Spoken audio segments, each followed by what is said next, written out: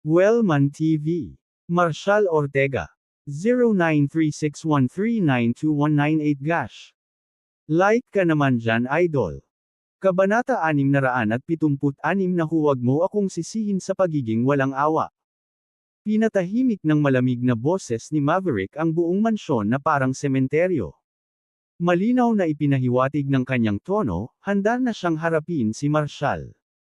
Tumigil si Marshall, tinaas ang isang kilay. Sigurado ka bang gusto mo akong manatili? Ngumisi si Maverick, nanliit ang mga mata. Maliban na lang kung bibigyan mo ako ng paliwanag ngayon, huwag mo nang isipin ang pag-alis sa Quintana Manor. Oh, pinagbabantaan mo ba ako? Nakangisi na sabi ni Marshall, saka dahan-daang lumingon. Paano kung ako nga? Matigas ang tingin ni Maverick. Akala mo ba pwede kang pumunta rito, gumawa ng gulo, at basta na lang lumabas na parang walang nangyari? Itinuturing mo bang mga tanga ang mga Quintana? Nararamdaman ang pagtaas ng tensyon, mabilis na lumapit si Gavin para mamagitan. Mr. Maverick, sana'y manatili kang kalmado. Kumalma ka nga, Gavin, ang ibig mo bang sabihin ay dapat kong tiisin ang kawalang galang na ito? Tumingin ka sa paligid, gusot-gusot ang manor dahil sa kanya. Ganito ba talaga ang ugali ng isang bisita? Kahit ang pinakamabait na host ay hindi katanggap-tanggap ang kayabangan na ito. Ang Quintana Manor ay hindi lugar para sa basta-basta mang-insulto. Kahit na mataas ang ranggo niya, walang kinatatakutan ang mga Quintana. Tandaan ninyo kung sino ang lolo ko. Alam na alam ng mga nagmamasid ang ibig sabihin ni Maverick. Si Casper ay isa sa 8 hari ng Draconia, isang mahalagang tao sa bansa. Hindi pagmamalabos ang mga sinabi ni Maverick.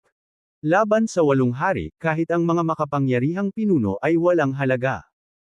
Huminga ng malalim si Gavin. Tama ka, pero may dahilan si General Ortega. Hindi ba dapat alamin mo man lang kung ano ang nangyari? Dumilim ang ekspresyon ni Maverick. Hindi ko kailangan ng kahit anong dahilan. Sinaktan niya ang kasintahan ko at ang kapatid nito at inatake pa ang butler at mga gwardya ko. Kung hindi siya magpapaliwanag, hindi ito magtatapos ng maganda, kumunat ang noo ni Gavin. Mr. Maverick, bago ka kumilos, iminumungkahi kong kausapin mo muna si General Quintana. Hindi ko kailangan ng tulong ng tatay ko para gawin ito. Nadismaya si Gavin. Sige, Mr. Maverick, gawin mo ang gusto mo. Pero kung gagalawin mo si General Ortega ngayon, hindi ako tatambay lang. Nagulat si Maverick. Hindi niya inaasahan na kokontrahin siya ni Gavin para sa kapakanan ni Marshall. Nakakagulat ang bukas na suporta ni Gavin kay Marshall, lalo na't walang kilalang koneksyon si Marshall sa mga nasa itaas na bahagi ng grupo ni Draconia. Nababaliw na ba si Gavin? Isa. Bagamat isa lamang Mayor General si Gavin, mahalaga ang kanyang pakikipag-alyansa kay Wilson. Kung tunay siyang papanig kay Marshall, maaaring maging komplikado ang sitwasyong ito. Pagkatapos ng isang nakakakabang katahimikan, tumingin si Maverick kay Gavin. General Brooks, sigurado ka ba rito? Tumango si Gavin nang walang pag-aalinlangan. Palagi akong naninindigan sa aking salita. Ang kanyang matatag na paninindigan ay ikinagulat ng mga miyembro ng 8 maharlikang bahay. Kung si Gavin ay determinado sa pagsuporta kay Marshall, ang magiging resulta ngayon ay hindi tiyak. Kahit si Jethro ay maaaring kailanganing kilalanin ang impluwensya ni Gavin. Napatikom ang panga ni Maverick. Sige, Gavin. Kung ganoon nga, huwag mo akong sisihin sa pagiging walang awa. Sumenyas siya sa isang opisyal na malapit. Kunin ninyo ang token ng lolo ko at tipunin ang mga piling gwardya. Ngayon, ipapakita natin sa sinumang susuway sa mga Quintana na dapat silang magpakita ng respeto sa atin. Batid na alam ng mga batang tagapagmana ng 8 dakilang bahay ng hari ang nakakatakot na lakas ng mga piling gwardya ng Quintanas, mga mandirigmang lubos na sinanay, ang pinakamahuhusay sa mga pinakamahusay. Dahil madalas na nakikita ng mga tagalabas, ang mga bantay na iyon ay ipinatawag na ni Maverick upang ibalik ang kaayusan. Malinaw na nasa malubhang problema si Marshall. Maging si Gavin ay nagulat. Ang paglitaw ng mga nangungunang gwardya ng Quintanas ay nangangahulugan na lumalala ang sitwasyon. Walang pag-aatubili, lumapit siya kay Marshall. General Ortega, sige na. Ako na ang bahala dito. Pero bago pa man matapos si Gavin, isang pangkat ng mga gwardya na nakasuot ng mga ginintoang maskara ang mabilis na nagtipon sa harap ni Maverick. Sinubukan ni Gavin na makialam, pero itinulak siya ni Marshall. Huwag kang makialam dito. Hindi kita kailangan na lumaban sa mga laban ko. Itinaas ni Maverick ang token ni Casper, at itinuon ang tingin kay Marshall. Ibaba mo siya. Utos niya. Sumugod ang mga gwardyang nakamaskara na ginto kay Marshall, ang kanilang paglapit ay pumupuno sa hangin ng nakakakilabot na intensidad na nararamdaman kahit ng mga naroon. Bilang tugon, humakbang si Marshall paarap at marahang tinapakan ang sahig ng manor. Ang mga sumusulong na gwardya ay napaatras ng halos 30 talampakan, na nag-iwan sa lahat ng gulat. Ano ang nangyari? Si Maverick, na parehong natigilan, ay pinagmasdan ng bitik na lupa sa ilalim ng mga paa ni Marshall. Ang shockwave mula sa pagtapak ni Marshall ay nagpatalsik sa mga piling gwardya, na nagpakita ng antas ng kasanayan na nagpawalang salita sa lahat. Tiningnan ni Marshall si Maverick nang may malamig na ekspresyon. Wala kang iba kundi basura. Hindi mo iniisip na kaya mong hamanin. Ako. Nanginginig ang buong katawan ni Maverick sa galit. Si Marshall, bagamat isang opisyal ng militar, ay kaedad ni Maverick, at ngayon, sa kanyang lugar at sa harap ng iba pang mga tagapagmana, siya ay ipinapahiya sa publiko. Nanginginig sa galit, hinuyam niya ang kanyang mga kamao at dinukot ang isang punyal mula sa lupa, sumugod patungo kay Marshall. Magbabayad ka para dito. Tumigil ka. Isang matinis na boses ang umalangaw-ngaw mula sa likuran. Natigilan si Maverick sa kalagitnaan ng kanyang paghakbang, at lahat ng mata ay napalingon sa boses. Papalapit na si Jethro, ang mukha ay malungkot sa galit, katabi ng dalawang koronel. Bumulong si Michelle kay Zane, nandito na si Mr. Jethro. Matapos ang paraan ng pagsira ni Marshall sa Quintana Manor, hindi na siya basta-basta pababayaan ni Mr. Jethro. Umiling si Zane. Hindi si Marshall yung tipo ng taong pwede mong pabayaan. Matapos magdulot ng ganito kalaking gulo, may dahilan si General Quintana para magalit. Isa itong pampublikong insulto na hindi maaaring baliwalain.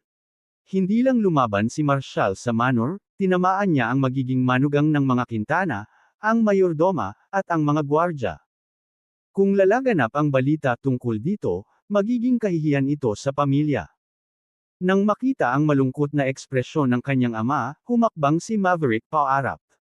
Tay, tingnan mo ang ginawa ni Marshall dito. Inatake pa niya sina Yvette at Tanner. Kailangan natin siyang pagbayaran dito. Nakatitig si Jethro kay Marshall, matigas ang mukha. Kabanata 677 sigurado ka ba? Katahimikan ng bomb-alot sa Quintana Manor habang ang lahat ng mata ay nalipat kay Jethro. Bilang pangalawang henerasyong pinuno ng mga Quintana at isang mataas na ranggo sa Draconia, ang kanyang tahimik na galit ay sapat na upang manginig ang lahat.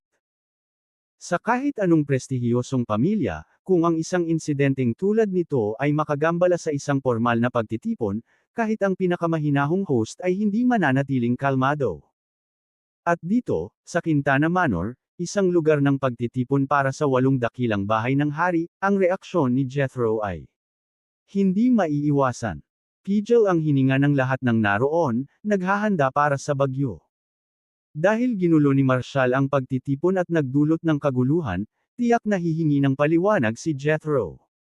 Dahil sa tensyon, kapaligiran, humakbang si Gavin, nagsimulang magpaliwanag.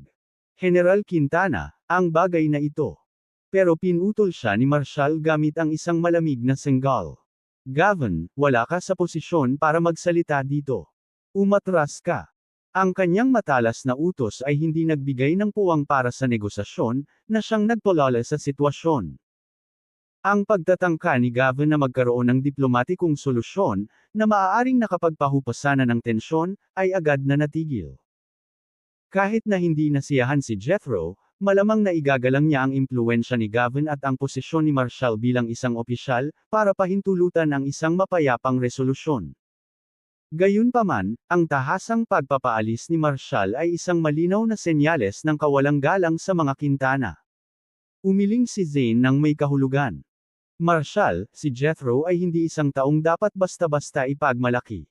Isa siyang makapangyarihang tauhan sa militar, isang pinuno ng ikalawang henerasyon ng 8 hari. Kung hindi ka magpapakita ng kahit kaunting respeto sa mga Quintana, inihahanda mo ang iyong sarili sa malubhang gulo. Dahil sa iyong katayuan at kapangyarihan, ang pananatili sa ganitong saloobin ay haantong lamang sa iyong pagbagsak. Hindi makapaniwalang tiningnan ni Marshal ang mga batang tagapagmana mula sa ibang mga tirahan. Bata at arrogant lang ba siya, o talagang kulang siya sa pag-unawa kung paano gumagana ang mga bagay-bagay? Talaga bang inaasahan niyang susuko ang mga Quintana ngayon? Sa anumang sitwasyon, makabubuting mag-iwan ng puwang para sa pagkakasundo sa hinaharap. Iyan ang pinakapangunahing tuntunin sa pakikitungo sa iba. Ngunit ang pagiging mapang maliit ni Marshal ay tila humaharang sa kanyang landas, unti-unti. Ang kanyang kayabangan ay nakalilito sa lahat, ito ay higit pa sa anumang nakita nila. Sa kasamaang palad, ang kayabangan ay nangangahulugan ng pamimilit sa mga mahihina, ngunit si Marshal ay nagpapakita ng pagmamalaki at pagsuway kahit laban sa mga pamilyang may mas malaking impluwensya at kapangyarihan. Matapos ang malupit na saway ni Marshal, nawalan ng imek si Gavin, at mas lalong lumakas ang tensyon sa paligid. Kabanata 677 Sigurado ka ba? Gayunpaman, hindi agad tinanong ni Jethro si Marshal o nagbigay ng reaksyon sa kung paano hinarap ni Maverick ang sitwasyon. Sa halip, ang tingin niya ay kay Wesley, na nakahiga at sugatan sa lupa. Ilang bodyguard mula sa mga Jod ang gumagamot sa kanyang mga sugat. Nang mapansin ang titig ni Jethro, mabilis na pinilit ni Wesley na bumangon, kahit na masakit, at gumapang palapit. General Quintana, ako ang may pananagutan sa lahat ng nangyari ngayon. Bulalas niya. Naningkit ang mga mata ni Jethro, madilim ang kanyang ekspresyon. Magpaliwanag ka, utos niya. Itinuro ni Wesley si Joanna, na nakatayo sa likuran ni Marshal. Naglalakad lang ako sa manor nang lumapit siya sa akin, nagsisimula ng usapan at sinusubukang akitin ako. Kilala mo naman ako, Ginoo. Matuwid akong tao at hindi ako naghahanap ng babae ng biglaan. Kahit na minsan ay nakakagawa ako ng mga pagkakamali na maaaring gawin ng sinumang lalaki, nakikipag-ugnayan lang ako sa mga empleyado sa aming kumpanya na may parehong interes sa akin. Totoo ang sinasabi ko. Maaari kang magtanong-tanong, karamihan sa mga babaeng staff sa aming kumpanya ay. Natigilan si Wesley, napagtanto na masyado na siyang marami. General Quintana, huwag na nating pagtuunan ng pansin yan. Ang gusto kong bigyang diin ay ang ganitong klaseng babae ay mababa sa akin. Paano ako mabibigo sa mga pukana niya? Ang mas nakakagulat pa ay may isang babaeng may mababang katayuan na nagtangkang akitin ako, at nang hindi ito gumana, inakusahan niya ako ng panggugulo sa kanya. Pagkatapos, inatake ako ni Marshal ng walang dahilan, at marahas na naputol ang braso ko. General Quintana, nangyari ito sa inyong lugar. Kailangan mong humingi ng paliwanag para sa akin. Halos mabaliw si Joanna sa pagkadismaya habang nakikinig sa salaysay ni Wesley. Hindi siya makapaniwala na mayroong ganitong kawalang hiyaan. Gusto niyang magsalita at ipagtanggol ang sarili, ngunit nang makita ang mahinahong katahimikan ni Marshal, wala siyang ibang nagawa kundi pigilan ang galit na bumabalot sa kanya. Sumulyap si Jethro kay Joanna, pagkatapos ay bumaling muli kay Wesley, malamig ang boses. Sigurado ka bang gusto mong maniwala sa bersyong iyon ng mga pangyayari? Nag-atubili si Wesley. General Quintana, ako. Sumusumpa ako na ito ang totoo. Nanatiling walang pakialam ang ekspresyon ni Jethro habang sumasagot, ipapaalala ko sa iyo na anumang panlilinlang sa iyong mga salita ay magbubunga ng iyong buhay. Binibigyan kita ng huling pagkakataon na magsalita ng tapat. Nang inag si Wesley sa ilalim ng malamig na titig ni Jethro, napagtanto na hindi na siya maaaring umatras ngayon. Kung aaminin niya ang panggugulo kay Joanna at ang sanhi ng insidenteng ito, hindi siya hahayaang makaalis ng buhay ni Jethro. Matapos magdulot ng kaguluhan sa Quintana Manor, wala na siyang ibang pagpipilian. Nakapagdesisyon na si Wesley. General Quintana, paano ako magsisinungaling sa iyo? Siya ang sumubok na mangakit sa iyo. Ako. Sige, sabi ni Jethro. Kung ganoon, tingnan natin mismo ang mga kuha ng surveillance mula sa Quintana Manor. Kung nagsisinungaling ka, wala kang awa. Huwebes, 5 ng Disyembre. Nakaramdam si Wesley ng panginginig sa kanyang likod. Sa kanyang pagkataranta, tuluyan niyang nakalimutan na ang sistema ng pagmamatsyag ng Manor ay nakunan ng lahat gamit ang parehong audio at video 83%. Nauutol na sabi ni Wesley, nahihirapang magsalita. Pakiusap, huwag muna akong pakialaman. Hindi ko sinasadyang lokohin ka. Parurusahan ang mga nagsisinungaling sa akin. Ilayo mo siya. Malamig na utos ni Jethro. Ang lakas ng loob mong gumawa ng mga kaiyahiyang bagay sa aking lupain. Paano ko ito mapapalampas? Sa wakas ay napagtanto ni Wesley kung gaano siya katanga at cart, na nakatayo sa isang marangal na lugar at sa harap ng mga iginagalang na matatanda. Ang taong walang respeto sa sarili o disiplina ay nagbayad ng malaking halaga para sa kanilang kahangalan at bago pa siya makapagmakaawa para sa awa, dinakip siya ng 2 gwardya, inihagis siya sa isang kariton, at itinaboy siya patungo sa mga bundok. Natigilan ang mga tao. Si Maverick din ay naiwan na nagtataka kung ano ang ibig sabihin ng mga ginawa ng kanyang ama. Ang iba pang mga tagapagmana mula sa 7 pangunahing tirahan ay nakatingin din, na nagtataka rin. Talaga bang naghahanda ang pinuno ng mga Quintana na harapin si Marshall? Kabanata 678 Hindi ka malugod na tatanggapin ng mga Quintana. Umalangaw-ngaw ang sigaw ni Wesley sa buong Quintana Manor, na nagpakilabot sa lahat. Sumiklab ang kaguluhan sa piging ng Quintana nang may isang taong nang ahas na lumikha ng gulo, isang hayagang pagpapakita ng kawalang galang sa mga Quintana. Hindi maaaring hayaan ni Jethro na hindi mapaparusahan ang gayong pagkakasala. Ang karangalan ng isang general ay hindi dapat lapastanganan. Bukod pa rito, walang kahihiyang nagsinungaling si Wesley kay Jethro sa harap ng lahat, na nagpapatunay na karapat-dapat siya sa pinakamatinding tugon. Tumanggo ang mga miyembro ng iba pang kilalang pamilya bilang pagsang-ayon sa ginawa ni Jethro. Bulong ni Kimberly, mabuti naman at hinarap ni General Quintana ang spoiled brat na yun mula sa mga Jod. Noon pa man ay kinaiinisan ko na siya. Ang paraan ng pag-arte niya dati na parang napakabait sa akin, ang mga mapanlin lang niyang tingin, ay hindi ko na matiis. Dapat ay wala na siya.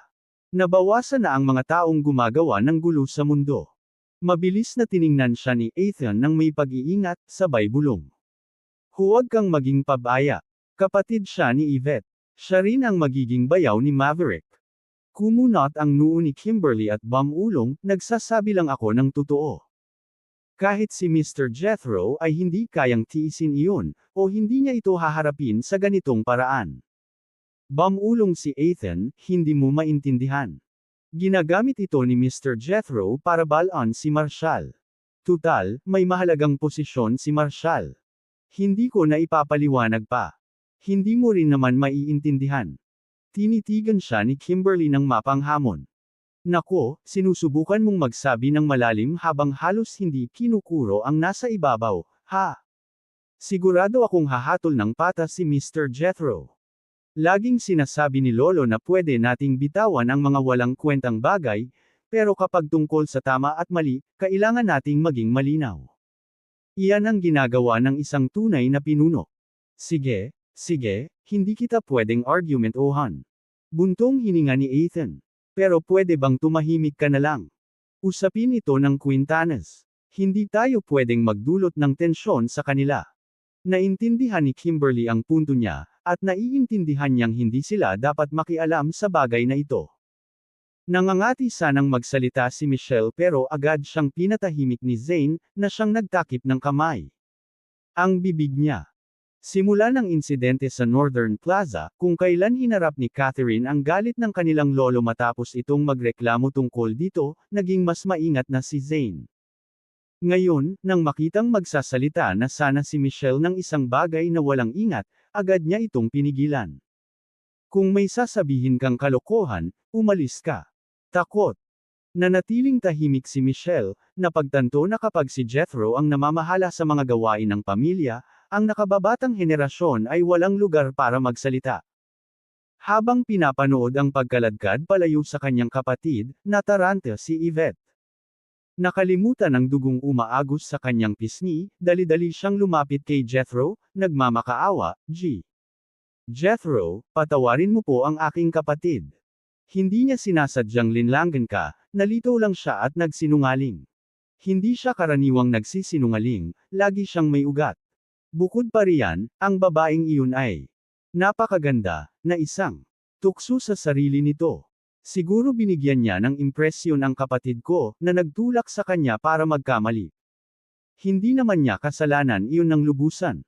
Kung mayroon man, masasabi mong masyadong kaakit-akit siya, kaya mahirap tanggihan ng mga lalaki.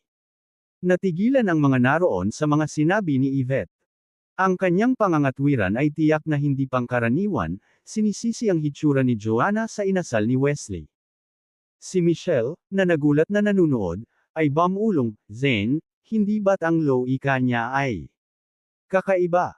Umiling si Zane dahil sa hindi makapaniwalang pagngiti. Hindi ko kayang makipagsabayan sa low-ika niya. Tumawa si Trent, dagdag pa niya. Nagpapakumbaba ka lang. Baka magkapantay kayo ng low-ika. Sinaman siya ng tingin ni Zane, sabay bulong, hindi ako makikipagtalo sa isang sarkastiko at mahilig magbasa na katulad mo. Napuno ng luha ang mga mata ni Yvette habang nagpapatuloy, Mr. Jethro, malapit na kaming ikasal ni Maverick. Halos pamilya na kami ngayon. Maawa ka naman sa kapatid ko alang-alang sa akin at kay Maverick, tumahimik ka. Putol ni Jethro, madilim ang mukha. Hindi kailanman tatanggapin ng mga Quintana ang isang manugang na babae na tulad ng ikaw. Gusto mo bang pakasalan ang anak ko? Nanaginip ka lang. Tatanggapin kaya ng mga Quintana ang isang taong kulang sa kagandahang asal. Natigilan si Maverick. Nagmamadaling nagpaliwanag si Yvette, pinagpapawisan sa takot, Mr. Jethro, huwag po kayong magalit. Hindi ko na po hihilingin na palayain ninyo ang kapatid ko. Ang gusto ko lang po ay tanggapin ninyo ang kasal ko kay Maverick. Nakipag-away lang po kami ni Marshall dahil nasira niya ang kotse ko sa Maple Square, at binabanggit mo ba ang insidente sa Maple Square? Senggal ni Jethro. Dapat ay umalis ka ng mas maaga dahil nang iyan. Ginamit mo ang pangalan ng mga Quintana at nagpark ka sa gitna ng kalsada, na nagdulot ng pagsisikip ng trapiko ng halos 400 na sasakyan. Ang iyong walang hiya at walang sibilisasyong pag-uugali ay sum-ire sa reputasyon ng mga Quintana. Hindi porket may pera ang pamilya mo ay ibig sabihin na may kabutihan ka. Ang pagiging kasama mo kay Maverick ay hindi nagbibigay sa iyo ng karapatang kumilos ng bastos sa ngalan ng mga Quintana. Ang pagkakaroon ng katayuan ay hindi nangangahulugang maaari mo nang apihin ang iba. Kung mayroon man, dapat itong magturo sa iyo kung paano sila igalang. Ang iyong pamilya, kasama ang walang kwentang kayamanan nito, ay nagpalaki ng isang taong katulad mo. Hindi ka tatanggapin ng mga Quintana. Sinubukan ni Maverick na magsalita, ngunit itinuro siya ni Jethro. Kung dadalhin mo ulit dito ang walang disiplinang babaeng ito, ipapakita rin sa iyo ang pinto. Mga gwardya, ilabas ninyo itong basura. Hindi kailanman makikipag-ugnayan ang mga Quintana sa mga ganitong kaiyahiyang pamilya. Ulit. Sa mga salitang iyon, pinutol ni Jethro ang lahat ng ugnayan sa mga Jod. Mula sa sandaling iyon, wala nang gustong makisama sa kanila. Di magtatagal, parehong bibigyan ng pressure ng mga lihim at lehitimong grupo ang mga Jod. Ang kanilang kapalaran ay tinatakan. Isang namutla ang mukha ni Yvette habang umiiyak, nagmamakaawa kay Jethro na iligtas ang kanyang pamilya, ngunit sinenyasan lamang ni Jethro ang mga gwardya na takpan ang kanyang bibig at ilayo siya sa paningin. Tanner, halika rito. Malamig na utos ni Jethro. Humingi ka ng tawad kina General Ortega at MS Leaf. Sa wakas, naunawaan ng lahat na hindi kailanman plinano ni Jethro na harapin si Marshall. Sa halip, ang mga aksyon niya ay para sa mga Jod. Sa wakas ay kumalma na si Gavin. Habang pinag-iisipan niya ito, napagtanto niya na, bilang isang respetadong general at pinuno ng mga Quintana, kailangang maging patas at mahinahon si Jethro sa kanyang mga desisyon kung gusto niyang manatiling isang maimpluwensyang tao. Lumuhod si Tanner, at kinausap sina Marshall at Joanna, General Ortega, binibini. Leif, patawarin ninyo po ang aking pagkakasala. Bago pa makasagot si Marshall, humakbang si Maverick, halatang galit. Tay, anong klaseng desisyon ito? Hindi ko matatanggap. Kabanata 679 ang pagpapalaki ng isang babae. Ang pagkadismaya ni Maverick, na malapit ng hamupa, ay biglang bumagsak sa nagyayelong antas. Matalim na tiningnan ni Jethro ang anak. Kaya, ang sinasabi mo ay kung ako ang bahala sa kahihiyan ng mga Jod, hindi ka papayag. Kahit na hindi ka sang-ayon, mas mabuting manahimik ka na lang. Kapag ang ganitong uri ng karumihan ay pumasok sa aking Quintana residence, ang panghabang buhay na karangalan ng iyong lolo ay masisira ng mga kaiyahiyang taong ito. Namula ang mukha ni Maverick habang nagpoprotesta. Wala akong anumang pagtutol sa kung paano mo hinarap ang walang hiyang si Wesley. Ginugulo niya si MS, at sana ay nalibanan ko rin siya Joanna. Pero sobra na ang pakikitungo mo kay Yvette. Ipinagtanggol ni Yvette si Wesley dahil sa kanilang ugnayan bilang magkakapatid. Ipinapakita lamang nito na isa siyang taong may integridad at kabaitan. Bakit mo siya tinatrato ng ganito? At bakit ayaw mo akong payagang makasama siya? Matalino, edukado, at maalalahanin si Yvette. Nagtapos pa nga siya bilang isang nangungunang estudyante sa isang prestihiyosong universidad. Bakit mo sinasabing kulang siya sa karakter at moralidad? Masyado kang mapangkontrol. Masyadong walang puso. Masyadong militaristiko. Sasabihin ko rin yan kahit marinig pa ni Lolo. Huminga ng malalim si Jethro at humarap kay Marshall. General Ortega, patawarin mo ako sandali. Kailangan kong hawakan ang walang kwentang hanggal na ito at ituwid siya. Kalmadong tumanggo si Marshall. Walang problema, asikasuhin mo muna ang mga problema mo sa pamilya. Adjutant, mahigpit na utos ni Jethro. I-play mo yung street racing video kaninang umaga sa harap ng Maple Plaza para sa kanya. Hayaan mong masaksihan niya ang realidad ng tinatawag na elegante at sopistikadong top student. Kung hindi mo man lang makita ang buo ng isang babae, ano pa ang kaya mong gawin? Agad na kinuha ng adjutant ang nagtetrend na street racing video mula sa mga online platform ng umagang iyon. Natulala sina Maverick at ang mga manunood sa kanilang nakita. Ang isang babaeng walang dignidad at etika ay kayang kumilos ng walang kahihiyan. Ang sumunod na pangyayari ay lalong nagdulot sa kanila ng pagkamangha, isang video kung saan walang awang binangga ni Marshall ang Lamborghini ni Yvette. Isa-isa, hindi nila napigil ang mapasinghap sa paghanga sa katapangan nito. Kahit si Maverick ay muntik ng pumalakpak, kahit na pinipigilan niya ang sarili, ayaw mawala ng malay at nagkunwaring hindi. Para mag-react kahit kailan. Matapos ipakita ni Jethro ang video, malamig siyang napangisi. Nakikita mo na ba? Ito ang karumihang nakatago sa likod ng lahat ng pekeng karangyan. Sabi mo maganda siya, nagtapos sa isang prestihiyosong universidad, mayaman, at maganda. Pero nakita mo ba? Ang tinatawag na elite arrogance na ito, na walang birtud at kahihiyan, ay mas masahol pa sa kamangmangan. Ito ay lubos na kasuklam-suklam.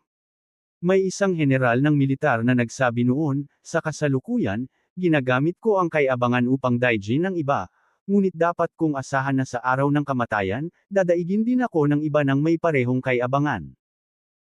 Kung ang kayamanan, katayuan, at kaalaman ay hindi ginagamit para sa kabaitan, pag-unawa, pagkabukas palad, at personal na paglago kundi nagsisilbing maskara para sa panlilinlang, kay-abangan, at pang-aapi sa iba, ano ang pakinabang ng mga panlabas na katangiang ito? Isang kasuklam-suklam, lubos na makasarili, pinakintab na kay-abangan at kawalang hiyaan. Iyan ba ang tinatawag mong isang mahabagin at matalinong babae? Hindi kailanman papayagan ng Quintana residents ang mga walang sibilisadong babaeng ganyan na makapasok kahit kalahating talampakan lang. Ang pagpapalaki ng isang tao, lalo na ng isang babae, ay hindi nasusukat sa kung paano niya pinupuri ang mga makapangyarihan, kundi sa kung paano siya kumikilos sa mababang kalagayan. Ang tunay na pagpapalaki ng isang babae ay hindi makikita sa kung paano niya tinatrato ang mga makapangyarihan o ang kanyang pamilya at mga kaibigan. Tungkol ito sa kung kaya niyang magpakita ng kabaitan at pagkabukas palad sa mga nasa ilalim niya. At itong si Yvette na tinutukoy mo, bastos at walang katwiran, na nagdudulot ng gulo gamit ang pangalang Quintana Residence. Isa siyang halimaw. Nasaan na ang pagpapalaki at kabaitang sinasabi mo sa kanya? Lagi raw sinasabi ng lolo mo na ang layunin ng buhay ay para gumaan ang pakiramdam ng mga taong nakapaligid sa iyo dahil sa presensya mo, hindi para pahirapan sila ng dahil sa iyo. At ano ang ginawa ng babaeng ito at ng kapatid niya? Kung wala sila sa Quintana Manor, mapayapa sana ang lahat. Pero sa kanila rito, puro kaguluhan at alitan lang ang naroon. Nako! Nasira ng kalokohang ito ang pagtitipon ng 8 Kings na inorganisa ko ngayon. Kung ako ang bahala sa mga yan, may laban ka ba? Ha! Sagutin mo ako. Naiwan si Maverick na walang masabi. Matapos ang isang taon kasama si Yvette, ngayon lang niya napagtanto na lahat ng ipinakita nito sa kanya ay isang lisensyado. Nang mapansin ni Jethro na nawawala sa malalim na pag-iisip ang kanyang anak, sa wakas ay ngumiti siya ng magiliw. Nahalata ni Marshall na si Jethro, bilang isang ama, ay may mabuting intensyon. Doon niya itinuturo ang isang mahalagang aral sa ikatlong henerasyon ng mga Quintana, kung paano husgahan ang mga tao, at kung paano dalhin ang kanilang mga sarili. Madaling makamit ang kayamanan at kapangyarihan sa buhay. Gayunpaman, ang pagiging isang taong tunay na responsable at matatag na may integridad ay hindi madali. Huminga ng malalim si Jethro at lumapit kay Marshall. General Ortega, taos-puso akong humihingi ng paumanhin para sa hindi magandang pangyayari. Ito ay dahil sa hindi maayos na pagsasaayos ng aking pamilya. Humihingi ako ng paumanhin sa iyo, General Ortega. Nakangiting tugon ni Marshall, General Quintana, hindi na kailangan ng mga ganitong formalidad. Pag-usapan na natin ang isyong kinakaharap natin. Ngumisi si Jethro. Ang pananaw at pagiging bukas ng isipan ni General Ortega ay malayong-malayo sa abot ng mga ordinaryong tao. Sa sandaling iyon, si Jack, na kanina pa nakasunod, ay sumabat. Jethro, hindi ka naman masyadong masungit, tapat ka at may prinsipyo. Pinanood ng mga miyembro ng Royal Houses si Marshall, na halos kasing edad nila, na napapaligiran ng ilang makapangyarihang tauhan ng militar, na patungo sa tore sa Hilagang Kanluran. Isang pagkalito ang bumalot sa kanila. Lumingon si Marshall at sinenyasan si Farrell, Colonel Lockwood, siguraduhin po ninyong ligtas na may hahatid si MS Leaf pabalik sa Brighton University. Medyo natigilan pa rin si Joanna ng mga sandaling iyon. Ang sitwasyon kanina ay tila halos imposible. Ngunit, sa harap ni Marshall, lahat ay nagbago sa isang iglap. Dahil dito, nagkaroon siya ng matinding paghanga para dito. Habang pinapanood niya si Marshall na lumalayo, ang mapayapa at mabait nitong ngiti ay nagparamdam sa kanya ng hindi inaasahang pakiramdam ng koneksyon. Parang matagal na niya itong kakilala. Sumenyas si Farrell, MS Leaf, sana po ay samahan ko kayo pabalik sa paaralan. Sa wakas ay nagising si Joanna sa kanyang kawalan ng malay, nako, Colonel Lockwood, kailangan ko lang makausap si General Quintana bago ako umalis. General Quintana, nasira na ang gaming software. Gagandahin ko ito agad at dapat ay handa na ito sa loob ng kalahating araw. Tumango si Jethro. Ayos lang. Kapag tapos na, kontakin mo ang personal secretary ko, at may kukuha nito sa Brighton University. Hindi mo na kailangang bumalik pa rito. Sige, tumango si Joanna. Pagkatapos ay humarap siya kay Marshall at sinabing, General Ortega, salamat. Kung libre ka ngayong gabi, gusto namin ni Mama na samahan kayo ni Brenda, at ni Marisa para sa hapunan. Sumang-ayon si Marshall kasabay ng pagtango. Sige, tatapusin ko ang trabaho ko at pupunta ako sa paaralan sa hapon para magkita tayo. Pagkatapos ay naglakad siya patungo sa guest house sa Hilagang Kanlurang bahagi ng Quintana Manor, kasama sina Jethro, Jack, at Gavin. Tumigil ka nga dyan. Namumula sa galit ang mukha ni Maverick habang itinuturo ang likod ni Marshall at sumigaw. Gusto kitang hamunin sa isang laban. Huwebes, 5 ng Disyembre. Kabanata 680 masyado kang mayabang. Pinaniniwalaang tapos na ang alitan sa puntong ito. Gayunpaman, sa hindi inaasahang pagkakataon, ang malakas na utos ni Maverick ay mabilis na nagpabago sa payapang kapaligiran sa Quintana Manor tungo sa tensyon. Natigilan ang lahat sa nakakagulat na deklarasyon ni Maverick. Naghahanda ba itong si Mr. Maverick para sa isang mapagpasyang laban kay Marshall? Hindi lang basta casual na hamon o paligsahan, di ba? Ang paraan ng kanyang pagsasalita ay halatang puno ng tensyon at puot. Tumigil sa kanilang mga hakbang sina Marshall, Jethro, at Jack. Dahan-daang umikot si Jethro, malamig ang ekspresyon ng mukha. Maverick, tumigil ka na sa panggugulo. May seryosong bagay kaming pag-uusapan ni General Ortega, bakit mo siya hinahamon ngayon? Sumigaw si Maverick sa pagkadismaya. Tay, kailangan ko siyang kalabanan ngayon. Galit na sabi ni Jethro. Nakakapangilabot ka. Kung may problema ka, itago mo na lang sa sarili mo. Huminga ng malalim si Maverick at sinabing, hindi yan ang iniisip mo. Hindi ko siya hinahamon dahil sa personal na isyo, at wala itong kinalaman sa nangyayari ngayon. Hindi ko lang talaga matanggap. Kasing edad ko lang siya, kaya bakit siya naging tenyente general samantalang ako ay hindi?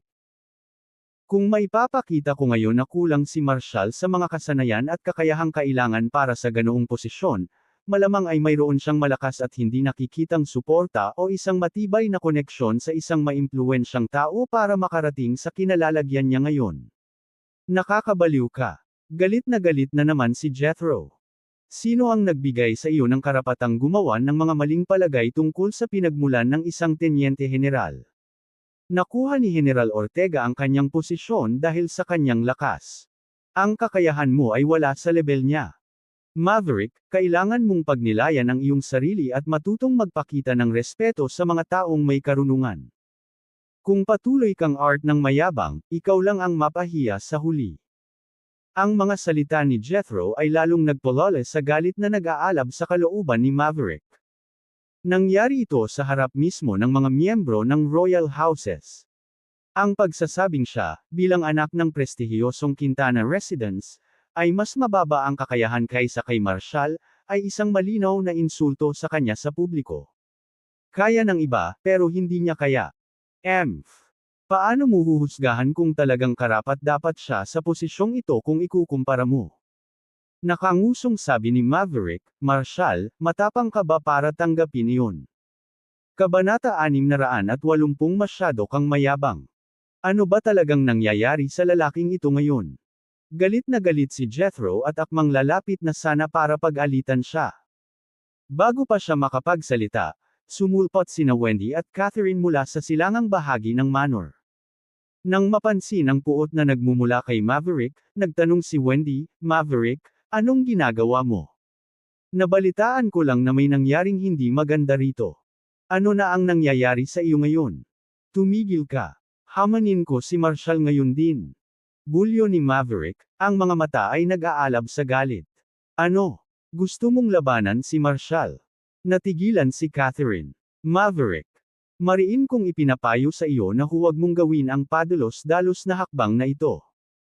Ang kakayahan ni Marshall ay hindi mo kayang hawakan. Ang mga salita niya ay parang matalas na talim na tumagos sa kayabangan ni Maverick. Namula ang mukha niya sa galit habang sinisigawan, Catherine, wala kang pakialam dito, kaya si Maverick at itinuro si Marshall. Tay, anong sinasabi mo? Hayagan ko siyang hinahamon. Kung masyado siyang natatakot, ang kailangan niya lang gawin ay sabihin ito, at hindi ko na siya kailanman guguluhin pa. Umiling si Gavin. Mr. Maverick, sumusobra ka na. Ayaw makipaglaban ni General Ortega sa iyo, hindi dahil sa natatakot siya. Itinuro ni Maverick si Gavin pero hindi niya mahanap ang mga salita. Hindi mo kailangang makialam dito. Marshall, sabihin mo lang sa akin, sapat ba ang iyong lakas ng loob na tanggapin ang hamon ko? Ngumiti si Marshall at sumagot, sigurado ka bang gusto mo akong hamanin sa sitwasyong ito? Kung hindi dahil kay General Quintana, hindi ka sana magkakaroon ng pagkakataong magsalita ng ganito. Papalampasan ko muna ang kamangmangan mo sa pagkakataong ito, pero hayaan na natin yan. Agad na nagalit si Maverick. Marshal, lumalagpas ka na sa hangganan. Hindi ko ito bibitawan hanggat hindi tayo naaayos ngayon. Gusto sana siyang pag-alitan ni Jethro, pero itinaas ni Marshal ang kamay niya para pigilan siya. General Quintana, mukhang wala na akong ibang magagawa kundi kumilos. Nag-atubili sandali si Jethro, saka sinabing, sige, General Ortega, turuan mo siya ng leksyon. Ipaunawa mo sa kanya na laging may mas malakas at laging may mas magaling kaysa sa kanya. Mahinahong sabi ni Jack, ang pagkakaroon ng sparring match, isang maliit na palitan ng kasanayan, ay talagang isang magandang bagay. Tulad ng ama, tulad ng anak. Siyempre, ang mga supling ng isang pamilyang militar ay dapat magkaroon ng kaunting diwa at sigla. Maverick, magkaroon tayo ng paligsahan. Tiningnan ni Marshal si Jack at sinabing, Mr. Grayson, nakikita kong ikaw ang talagang manggugulo. Ngumisi si Jack. Ang tunay na issue ay, kung hindi tayo lalaban, hindi masisiyahan si Mr. Maverick. Sumagot si Marshal nang may mahinahong ngiti. Sige, dahil mapilit kayong lahat, bibigyan ko siya ng pagkakataon, para kay General Quintana. Sek. Galit na galit si Maverick na halos mag-alab na sa galit. Itinuro niya si Marshal at sumigaw, masyado kang hambog. Sa sandaling iyon, isang malakas na enerhiya ang sumabog mula sa kanyang katawan, sumugod patungo kay Marshal ng may matinding puwersa. Kabanata 681 Saan pumunta si Maverick? Ang kapansin-pansin at malakas na tindig ni Maverick sa pakikipaglaban ay agad na nakabihag sa lahat ng naruroon. Nakatayo sa maluwang at marangyang plaza ng pagtanggap ng Quintana Manor, naglabas siya ng isang bayaning aura, ang kanyang tindig ay kahanga-hanga at kaaya-aya, at walang kahirap-hirap na elegante. Tunay niyang isinabuhay ang kagandahan at katalinuhan ng isang batang talento, na nagniningning sa natatanging karisma ng isang supling militar. Wow! Ang galing naman ng tindig mo! Sigaw ni Kimberly na bumasag sa matinding katahimikan na bumabalot sa Quintana Manor. Si Mr. Maverick talaga ang pinakamagaling na eksperto sa martial arts sa ikatlong henerasyon sa 8 dakilang bahay ng mga maharlika. Kahit si Elliot, ang pinakamakapangyarihan sa martial arts sa grupo natin, ay maaaring mahirapan na talunin siya. Sumang-ayon din ang mga tao, at sinuportahan ang mga papuri ni Kimberly. Nang marinig niya ang kanilang papuri, tumigas ang kumpiyansa ni Maverick. Ngumiti si Trent nang may malasakit. Oo. Ang tindig ni Mr. Maverick ay tunay na kahanga-hanga. Nakamamangha sa paningin at ipinapakita ang kagandahan ng lakas. Haha! Natagpuan ni Maverick ang kanyang sarili na mas nasisiyahan sa mga papuri. Mas lalo pa siyang nag-focus sa pagbibigay diin sa kanyang paninindigan. Sandaling nagpigil siya sa pag-atake kay Marshal, ninanamnam ang kahangahangang poster na ginawa niya, hinayaan ang mga tao na mag-usap at humanga rito. Gayunpaman, ang sumunod na komento ni Trent ang sumairas sa mood. Iniisip ko kung ang paninindigan niya ay para lang sa palabas, o kung talagang may kakayahan siyang suportahan ito. Tugon ni Catherine, karaniwan, ang ganitong karangyan ay para lamang sa pagpapasikat at walang kabuluhan. Ang maikling sandali ng pagmamalaki at pananabik ni Maverick ay mabilis na nabahira ng kanilang mga salita. Ngayon, tuturuan ko ang mga spoiled brats na ito kung ano talaga ang ibig sabihin ng nagmula sa isang pamilyang militar. Dahil hindi na interesado sa mga papuri at kritisismo ng mga tagapagmana ng ikatlong henerasyon, ibinaling niya ang kanyang atensyon kay Marshal.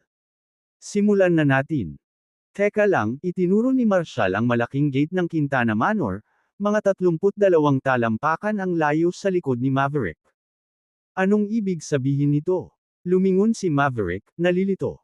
Tumingin si Marshal kay Jethro sa tabi niya. General Quintana, pakiusap, buksan ng tuluyan ng mga gwardya ang mga gate ng manor. Naguluhan din si Jethro. Isang kompetisyon at kailangang buksan ang mga pintuan ng manor. Ibig sabihin ba nito ay gaganapin ang laban sa labas? Ang mga kondisyon sa labas ay mas malala kaysa sa loob. Pero dahil si Marshal ang humiling nito, wala na siyang ibang nagawa kundi sumunod. Agad na inutusan ni Jethro ang kanyang adjutant na buksan ang masalimuot na disenyo ng mga pintuang metal ng manor. Nang mabuksan ang mga gate, isang malamig na simoy ng hangin ang pumasok sa manor, dahilan para yumangay ang reception square dahil sa paggalaw. Casual na nagtanong si Maverick, ang ibig mo bang sabihin ay hindi sapat ang laki ng manor, kaya kailangan ng kompetisyon? Gaganapin sa labas. Kumaway si Marshall. Hindi na kailangan yan, dito na lang gagana. Kung ganoon, bakit mo bubuksan ang mga gate? Umiling si Maverick. Naglalaro ka lang ng mga panlilinlang. Sumulyap si Jethro kay Jack at mahinang nagtanong, ano ang ginagawa ni General Ortega? Tumingin si Jack sa mga gate, nag-isip sandali. Ang pagbubukas ng mga gate ay para mabawasan ang pinsala. Mas malaki ang espasyong magagamit nila para makagalaw. Tumango si Gavin ng may taos-pusong pagsang-ayon, sabay sabing, lubos kong naiintindihan. General Quintana, noong pumasok ako kanina, hindi ako nagbigay pansin. Kumusta ang kalagayan sa labas ng mga gate? Si Jethro, na medyo nalito sa kanilang mga tugon, ay sumagot, sa labas ng manor, nagtanim ang mga hardinero ng isang bagong seksyon ng mga bulaklak at damo bilang hangganan. Ipinapahiwatig ba ni General Brooks na gusto nilang magdaos ng paligsahan doon? Umiling si Gian, sabay sabing, hindi na kailangan. Kahit anong bukas na lugar sa labas ay ayos na. Lalong naguluhan ang mga tagapagmana ng ikatlong henerasyon, hindi maintindihan ang dahilan ni Marshall sa pagbukas ng gate. Pagkatapos ng ilang sandali ng pagkalito, sa wakas ay naunawaan ni na Catherine, Trent, at iba pa ang plano ni Marshall. Sinukat nila ang distansya mula sa kinaroroonan ni Maverick hanggang sa gate ng manor, habang sinusulyapan siya ng may simpatiya. Mabilis na umatras sina Catherine at ang iba pa ng ilang yarda. Instikong sinundan ng mga tagapagmana ng ikatlong henerasyon ang pangunguna ni Catherine, at umatras din. Maya-maya, si Maverick na lang ang naiwan mag-isang nakatayo sa reception square ng Quintana Manor. Lumingon-lingon si Maverick at tumawa, Marshall, hindi pa nga tayo nagsisimula, nagkakagulo ka na. Plano mo bang makipagduelo sa akin ng 300 rounds? Sumagot si Marshall ng may mahinahong ngiti, mas gugustuhin ko pang iwasang masira ang pinong inukit na gininto ang gate ng manor. Kalokohan. Simulan na natin to. Naiinip na sabi ni Maverick, habang itinuloy ang kanyang tindig, at sumuntok. Ang hangin habang sumusugod siya patungo kay Marshall. Pinanood ni Kimberly ang mabilis na paggalaw ni Maverick, tuwang-tuwa siyang tumalon at sumigaw. Mr. Maverick. Talagang naaayon sa reputasyon niya. Magiging kapanapanabik at nakakatuwa ang laban na. Ang karamihan ng mga tagapagmana ng ikatlong henerasyon at mga kawani ng manor ay naghiyawan at pumapalakpak sa kanyang kakayahan. Nang mapansin ang sigla ni Kimberly, nagsalita si Catherine, bakit ka ba tuwang-tuwa? Hindi magtatagal ang mga magagarbong galaw ni Maverick. Sumimangot si Kimberly at sumulyap kay Catherine. Catherine, may kinikilingan ka ba kay Maverick? Tingnan mo nga ang kanyang mabangis na tindig, paano mo masasabing magarbong galaw iyon? Tumango si Wendy bilang pagsang-ayon. Kahit na hindi ako ang pinakamahusay sa martial arts, tiyak na isa siya sa mga. Siya ang pinakamagaling sa atin sa henerasyong ito. Malapit na sa edad niya si Marshall, kaya kahit na mahusay si Marshall, dapat ay pantay-pantay lang sila, hindi ba? Ngumisi si Zane. Sa panlabas na anyo pa lang iyan. Malapit mo nang masaksihan ang isang mapait na katotohanan. Ngumiti si Trent ng may pagkaintriga. Ang realidad ay walang awang. Ang kalupitan nito ay kadalasang tumatama sa mga oras na hindi mo inaasahan. Hanggat hindi natin nakikita ang resulta, ang lahat ng hula na ito ay pawang mga pangarap lamang. Habang naglalaho ang mga salitang iyon, ang figure ni Maverick ay nakalapit na kay Marshall, na nagbibigay ng isang mabangis na suntok na bakal. Gayunpaman, nanatiling hindi gumagalaw si Marshall. Nang akmang tatama na ang kamao ni Maverick, bahagyang gumalaw si Marshall sa gilid. Sa isang halos mahiwagang pagliko, muntik nang hindi siya matamaan ng kamao ni Maverick sa pinakamaliit na distansya. Sa sobrang hinamo, subukan mo pa ulit. Umiling si Marshall. Natigilan si Maverick sa gulat. Anong nangyayari? Muntik na akong tamaan ng suntok. Paano ako nagkamali sa huling segundo? Pagkatapos ay sumunod ang pangalawang suntok, ang pangatlong suntok. Gayunpaman, wala pa ring tagumpay. Galit na galit si Maverick at sumigaw, patuloy ka pa rin bang umiwas? Harapin mo ako at makipagsiksikan. Sige, kung gusto mo, tapusin na natin ito. Umalangaw-ngaw ang boses ni Marshall, at sa isang kisap mata, isang figure ang mabilis na sumulpot sa plaza. Kasabay ng mahinang kalabog, ang Quintana Manor ay nabalot ng katahimikan. Ang pinakahihintay at matinding labanan sa pagitan nina Marshall at Maverick ay hindi natuloy. Mula simula hanggang katapusan, wala itong makita kahit saan. Ang nangyari sa halip ay ang pagtalon-talon ni Maverick na parang unggoy sa loob ng maikling sandali, at pagkatapos ay tapos na. Nabaling ang atensyon ng lahat sa gitna ng reception square. Sa ilalim ng araw sa katanghaliang tapat, tanging si Marshall lamang ang nanatiling nakatayo, kalmado at panatag. Walang bakas ni Maverick. Saan nagpunta si Maverick? Paika-ika si Kimberly na naglakad-lakad, hinahanap siya. Sinuyod din ni Wendy ang paligid, at sinabing, nandito lang siya sa plaza kanina lang. Si Jethro, na nagmamasid mula sa gilid, ay lalong nataranta. Anong ginagawa ng batang ito? Saan siya nawala? Kabanata 682 ang wakas ay palaging nakakadismaya kalmado ang plaza ng pagtanggap ng Quintana Manor. Parang walang nangyaring kaganapan dito. Mahinahong sumikat ang araw sa hapon, habang ang banayad na simoy ng hangin ay nagdadala ng halimuyak ng mga namumulaklak na bulaklak. Mabagal at relax ang lahat, kasabay ng nakakagaan na init ng hangin. Napapaligiran ng malalagang burol at malinaw na tubig, ang mga pavilion at tore ay nakatayo ng maganda. Ito ay kahawig ng isang kaaya-aya at sopistikadong kagandahan, nakahiga sa isang pavilion sa hardin, naliligo sa sikat ng araw.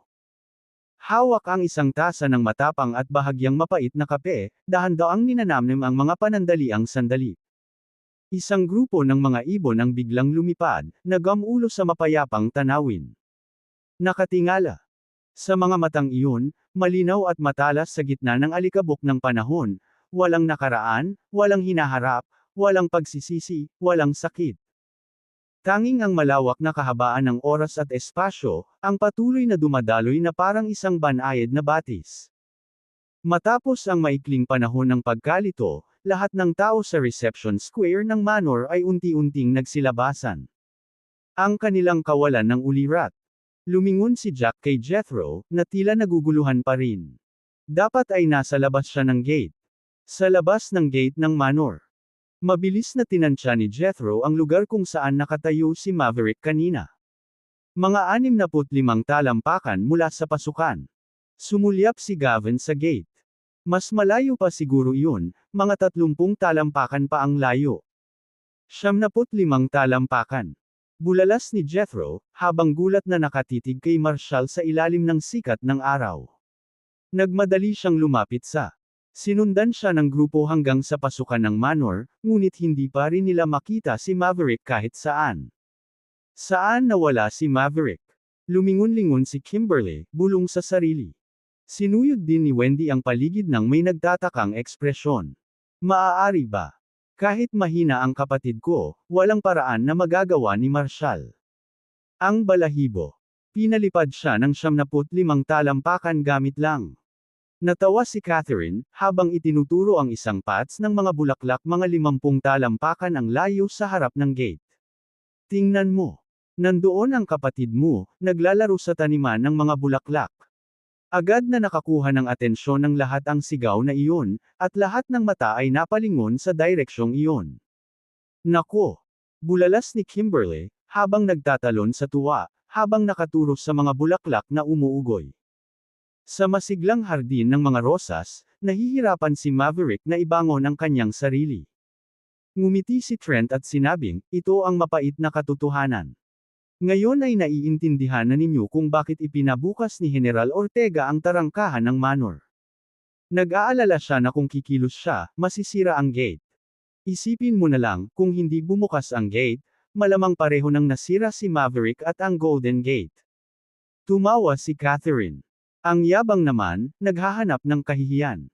Nagiging interesante na ito ngayon, hindi na hinahabol si Marshall para sa isang hamon. Paulit-ulit na niyang pinipigilang ipahiya ka, pero iniisip mo pa rin na natatakot siya sa iyo. Hindi pa nakaranas ng pagkabigo ang taong ito. Maingat na tumingin si Wendy sa paligid at bamulong, Catherine, pwede mo bang pagbigyan ng kapatid ko? Masyado lang siyang mapagkumpetensya, hindi niya alam na napakaraming eksperto sa martial arts dyan. Ngumisi si Catherine. Walang anuman ang kaunting pag-atras ngayon. Kung, sa hinaharap, wala siya sa Quintana residence at makakaharap ang ibang eksperto sa martial arts mula sa labas ng mundo, malamang ay napilayan na siya ngayon. Nagpakita ng awa si Marshall. Ipinabukas niya ang mga pintuan ng manor para ipakita ang kanyang pagkabukas palad. Isipin mo na lang kung bumangga si Maverick sa Golden Gate, siguradong mababali ang mga buto niya. Lumingon si Wendy upang tingnan si Marshall na nakatayo sa ilalim ng sikat ng araw, nakaramdam ng matinding pananabik. Oo, tama si Catherine. Ang kapatid ko ay isa lamang pulakas sa balon. Iniisip kung gaano siya ka-arrogant dati, palaging nang aasar pero kahit isang suntok ay hindi niya kailanman pinapatamaan si Marshall. Nang sandaling kumilos si Marshall, kumari pa siya ng takbo. Nakakahiya. Mabilis na nag-isip, kaya't tumakbo si Wendy papunta sa mga palumpong ng bulaklak, sabay sigaw ng, lumabas ka. Nakita ni Maverick ang isang grupo ng mga tao na papalapit sa kanya, namumula ang mukha, kaya agad siyang sumilip sa mga palumpong. Itinulak siya ng mahina ni Wendy, sabay sabing, tumigil ka na sa pagtatago at lumabas ka. Hindi pa rin ipinapakita ni Maverick ang kanyang mukha, nahihiya. Wendy, anong ginagawa mo? Sabihin mo sa kanila na umalis at iwan ako sandali. Pero mapilit si Wendy, at itinulak pa siya. Ang init-init mo kanina na parang nasa high ka, tapos ngayon gusto mo pang magtago. Wendy, sana maawa ka. Natalo ako. Hayaan mo akong magpahinga sandali, pagmamakaawa ni Maverick, pakiramdam niya'y wala nang magawa. Tinignan siya ni Wendy ng matalim. Anong pahinga ang kailangan mo? Bago ang paligsahan, nagmamalaki ka na. Handa ka ng lumaban.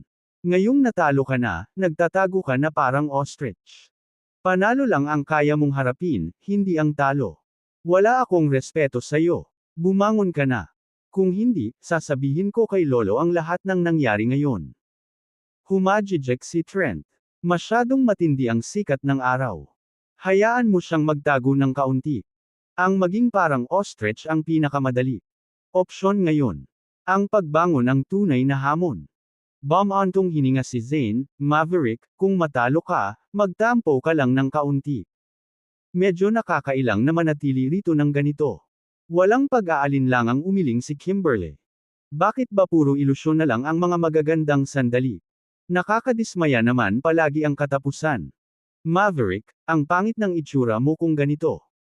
Sa wakas ay nakapagdesisyon si Maverick, inilabas ang mukha mula sa mga bulaklak, at, nagngingit-ngit ang mga ngipin, itinuro ang mga ito. Nasisiyahan ka lang sa aking kasawian, hindi ba? Naghihintay ng pagkakataong sipin ako habang ako'y nalulumbay. Sige, sa loob ng ilang taon, tiyak na ipapakita ko sa iyo. Umikot ang mga mata ni Kimberly at pumutol, oo naman, sa loob ng ilang taon, hindi mo pa rin matatalo si General Ortega. Tama na. May mga taong hindi mo mapapantayan, kahit gaano ka pa katagal mabuhay. Hinayla ni Ethan si Kimberly sa gilid, sabay sabing, huwag mo siyang pinindot. Malamang ay sobrang naiinis siya ngayon at baka mabaliw siya. Namula ang mukha ni Maverick sa galit habang itinuturo sina Ethan, Kimberly, at ang iba pa. Sige, pinagtatawanan niyo na lang ako ngayon, teka lang. Bawat isa sa inyo ay makakatanggap ng anumang mangyayari sa inyo. Dumilim ang ekspresyon ni Jethro, at pinagalitan niya, ngayon naiintindihan mo na ang sarili mong mga limitasyon. Humingi ka ng tawad kay General Ortega ngayon din. Ngayon nakita mo na kung paano nagawang makarating sa kinalalagyan nila ngayon ng isang taong kasing edad mo. Hindi mo man lang matiis ang kahit isang galaw ni General Ortega, pero umaarte ka pa rin ng mayabang. Pumunta ka roon at humingi ng tawad. Sabi ng lolo mo, hindi problema ang pagkatalo, pero ang hindi pagtanggap ng pagkatalo ang problema. Sumagot si Maverick, sino ang nagsabing hindi ko matatanggap ang pagkatalo? Sasali pa rin ako sa internasyonal na military martial tournament sa susunod na buwan. Ngumisi si Jethro, ikaw na ba ang magdedesisyon niyan? Kung hindi mo man lang kayang lampasan si General Ortega, sa tingin mo ba talaga ay handa ka na para sa internasyonal na paligsahan? Nagngingit-ngit si Maverick, saka mabilis na lumapit kay Marshall at yumuko ng malalim. Pasensya na, General Ortega. Nagsasalita lang ako ng walang kwentang bagay kanina at nag-iisip ng mga maling akala. Humihingi ako ng paumanhin. Pero hindi ko pa rin matanggap. Balang araw, hahamunin ulit kita. Ikinuyom ni Marshall ang kanyang manggas at sinabing, sige, tingnan natin iyan. Walang babala, biglang tumayo si Maverick at sinuntok si Marshall. Bigla na lang dumating ang suntok, mabilis, at eksakto. Kahit ang pinakamahuhusay na eksperto sa martial arts ay mahihirapan ding umiwas sa kanyang biglaan at malakas na suntok kung hindi sila handa. Napasinghap ang lahat sa gulat. Kabanata 683 Itataya ko ang aking kabataan sa bukas. Biglang gumawa ng sorpresang pag-atake si Maverick, na ikinagulat ng lahat ng nasa pinangyarihan. Nang makita ito, namutla ang mukha ni Jethro sa galit. Ang lakas pa ng loob ng hanggal na ito na tambangan si General Ortega. Pero bago pa siya makapanghimasok, biglang tumalon sa ere ang buong katawan ni Maverick. Lumipad kami ng malayo, bumagsak ng una ang ulo sa artificial na lawa mga 30 talampakan ang layo mula sa Quintana Manor. Isang malakas na, putok, ang umalangaw-ngaw. Isang malakas na hampas ng tubig ang bumasag sa katahimikan ng artificial na lawa. Medyo natagalan bago umahan si Maverick mula sa tubig. Napasinghap siya. Putik, buhangin, at isda ang umiikot sa hangin, tumatalsik kung saan-saan dahil sa lakas ng tubig. Sus Mariosep. Sus Mariosep. Ang atakeng ito ay napakalakas. Napakalakas ng atakeng ito. Hindi man lang ako nakagawa ng palihim na atake. Sa sandaling iyon, nagmarcha si Jethro papunta sa gilid ng lawa, namumula ang kanyang mukha sa galit. Itinuro niya si Maverick at sumigaw, ikaw na buwisit. Paano mo nagawa ang isang bagay na ganito kakahiya-hiya? Humihingi ka ng paumanhin sa iyong mga salita ngunit gumagamit ka ng mga palihim na panlilinlang. Sino ang nagturo sa iyo ng mga mababang pamamaraang ito? Yumuko si Maverick at sumagot, tinuruan ako ni Lolo. Ano? Nawala nang sasabihin si Jethro, hindi niya kayang ipagpatuloy ang pagsabi sa kanya. Hindi pa rin kumbinsido, nagtalo si Maverick, sinabi sa akin ni Lolo na sa labanan, anumang taktika ay patas. Ang mananalo sa huli ang siyang tunay na nagwagi, at ang kaligtasan ang pinakamahalaga. Kaya, naalala ko ang kasabihang lahat ay patas sa digmaan, at nagpasya akong tambangan siya. Gusto kong subukan kung kaya niya ang aking pag-atake. Kung kaya niya, kung gayon ay talagang mahusay siya. Nang marinig ito, si Jethro ay nagpakawala ng isang galit na tawa, haha, at ngayon, ano ang resulta? Buong kumpiyansang sagot ni Maverick. Malinaw na ngayon na hindi ako kasing galing niya. Pero hindi ko pa rin matanggap. Pinilit ni Jethro na ngumiti kay Marshall at sinabing, General Ortega, patawarin mo po sana ang kahihiyang ito. Pagkatapos ay sinipa niya ang balikat ni Maverick. Ngayon, ako ang nagho-host ng 8 Kings Gathering, at ginagawa mong kalokohan ang sarili mo. Umalis ka. Pinagpag ni Maverick ang tubig sa kanyang katawan, mabilis na umahan mula sa lawa, at nagmadaling lumapit kay Marshall, sabay yumuko muli ng malalim. General Ortega, simula bukas, napagdesisyonan kong magsanay kasama ka sa Brighton Isbane Summit. Base militar. Sasali rin ako sa internasyonal na paligsahan sa military martial. Tiningnan ni Marshall ang basang-basang si Maverick, ngumiti ng malamig at sinabing, magkakaroon ng pagtatasa. Tanging ang mga makapasa sa unang 10 araw bago ang internasyonal na paligsahan sa military martial ang papayagang makipagkompetensya sa akin. Itinaas ni Maverick ang kanyang ulo ng may pagmamalaki. Siyempre, tiyak na mamumukod tangi ako. Mabilis na humakbang si Catherine at nagsabing, gusto ko ring sumali. Sumulyap si Marshall kina Catherine at Maverick, pagkatapos ay tumango, sige, ayon sa proseso, sinumang gustong sumali, mag-report na. Humarap siya kay Jethro at idinagdag, General Quintana, pag-usapan natin ang mga opisyal na bagay. Nagising si Jethro mula sa kanyang pagkakatulala at sinabing, pasensya na. Fair na. General Ortega, inimbitahan kita ngayon upang pag-usapan ang internasyonal na paligsahan sa militar, ngunit ang mga bagay ay naging hindi ko nais-nais. Patawarin mo ako. Kapag natapos na natin ang mga gawain, uminom tayo. Ilalabas ko ang dekalidad na alak na matagal ko nang iniimbak para masiyahan ang lahat. Tumawa ng malakas si Jack. Hindi araw-araw kang nagkakaroon ng ganito kagandang pagkakataon. Jethro, sa tingin ko dapat mas marami pa tayong ganitong pagtitipon. Sige, fair na. Sina Jethro, Jack, at Gavin ay naglakad kasama si Marshall patungo sa pavilion ng pulong sa Hilagang Kanluran. Naiwan ang mga tagapagmana ng mga bahay maharlika sa ikatlong henerasyon, sandali silang nalito. Si Marshall, na halos kasing edad nila, ay madaling naglakad kasama ang kanilang mga nakatatanda. Isang anyo ng pagiging komplikado ang sumilay sa mga mata ng lahat. Tinitigan sila ni Wendy nang walang ekspresyon, pagkatapos ay bumulong kay Catherine, Catherine, tama ang iyong paghatol. Sa murang edad pa lang ni Marshall, napakarami nang nagawa, higit na nalampasan niya sina Maverick at ang iba pa ng may malaking agwat. Ang mga taong tulad ng kapatid ko at ang iba pa, na naninirahan sa mga royal house, ay naniniwalang kahanga-hanga na sila. Pero sa harap ni Marshall, walang mahalaga. Hindi talaga dapat ikumpara ang mga tao. Inilayo ni Catherine ang tingin sa likuran ni Marshall, at itinaas ang ulo ng may pagmamalaki. Siyempre, ang aking paghatol ay mali, sinir. Napansin ni Wendy ang tiwala nitong ekspresyon, tinapik niya ito sa likuran. Sabi niya, tingnan mo ang yabang mo. Baka wala ka nang pakialam sa kanya. Agad na nawala ang ngiti sa mukha ni Catherine. Bumantong hininga siya ng marahan at bumulong parang lagi na lang siyang walang pakialam sa akin. Ngumiti si Wendy at sinabing, nang aasar lang ako. Sige lang, Catherine. Malalampasan mo yan. Gumanti ng ngiti si Catherine.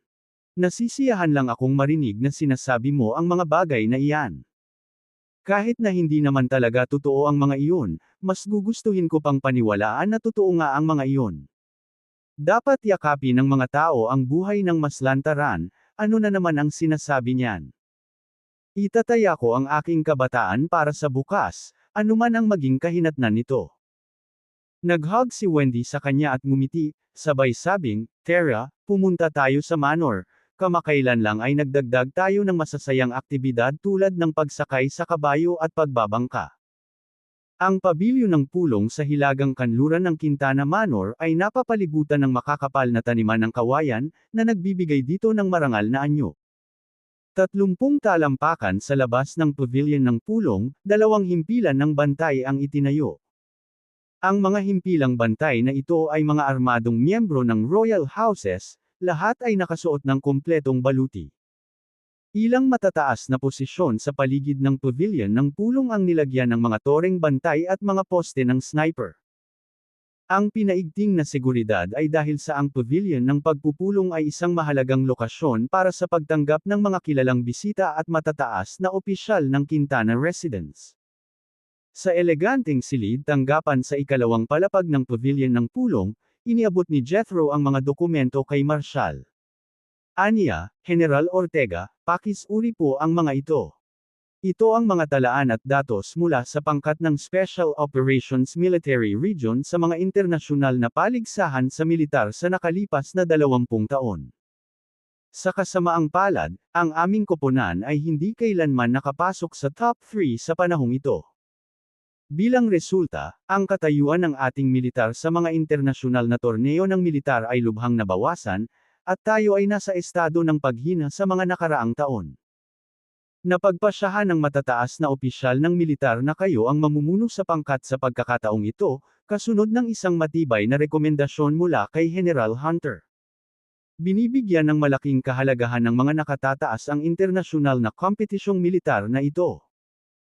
Ang dahilan ng pagdala sa inyo rito upang talakayin ang mga kaayusan ay upang matiyak na ang ating mga panlabas na tauhan ng liaison ay makakapag-coordinate ng mas epektibo, na ginagarantiyahan ang pinakamahusay na posibleng resulta para sa kompetisyon. Mabilis na sinuri ni Marshall ang datos at impormasyong ibinigay ni Jethro bago ito isinantabi.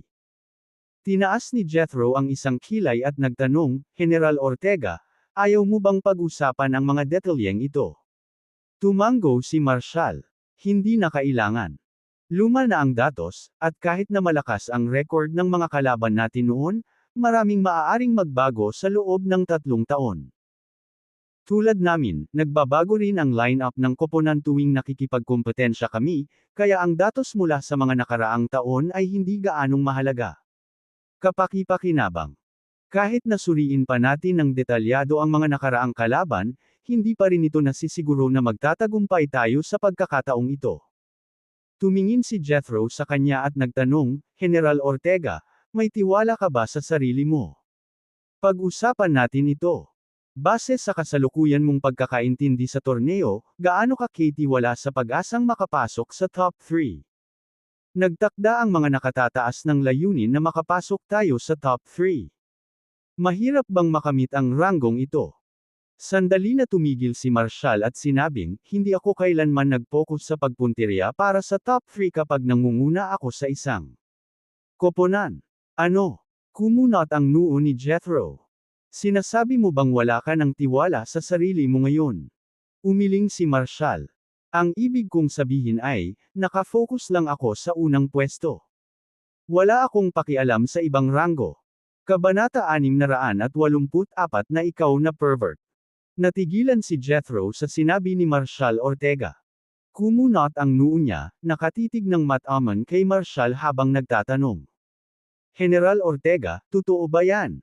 Tumango si Marshall ng mariin, bilang tugon. Oo, seryoso ako.